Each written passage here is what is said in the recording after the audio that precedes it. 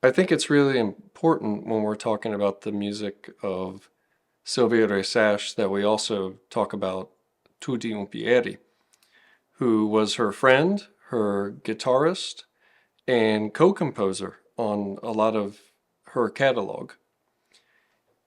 I first heard Tutti's playing a few years ago when my wife introduced me to this music, and I was blown away. I had never heard anybody play the guitar the way he did, and I knew as soon as I heard it that that's exactly what I wanted to do as a musician and as a guitar player.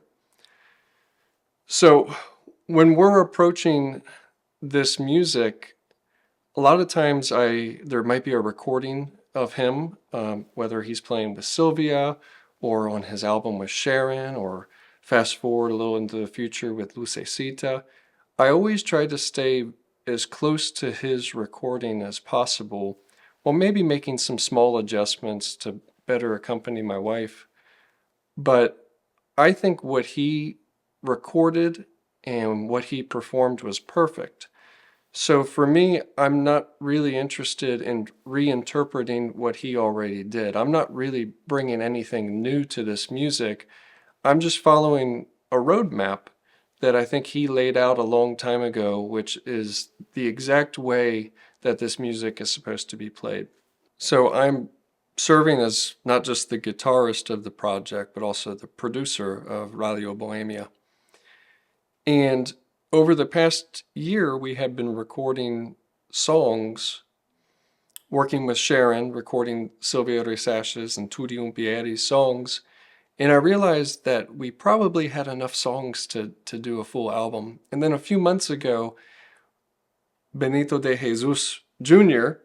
sent us a CD that included 4 radio programs from 1953 of Sylvia and Tutti performing together. And he took a very different approach to the guitar in 1953. It was really interesting to hear those radio programs and hear how they approached these songs. And I was inspired to sort of replicate the feeling of those radio shows. So that's why this record is done like an old radio show. Recording Dios de Oro with Sharon is something that's very special to me and something that is going to be very memorable in my life and in my career.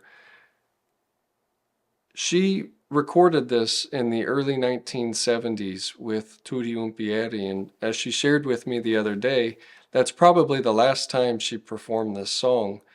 So in a way, I sort of felt like I was stepping into his shoes a little bit, and as you'll hear in the recording, I stayed as close to his part, his original part, as possible. So it's just a really special experience for me as a guitar player, as a musician, to get to walk in the shoes of my favorite guitarist just for a moment and experience a little bit of what he experienced, over 50 years ago, accompanying the daughter of his closest friend. So this has been a really special time, and I'm very grateful to both Sharon and Maritzaida and Sharon's daughter, Sylvia, for making the time to do this project.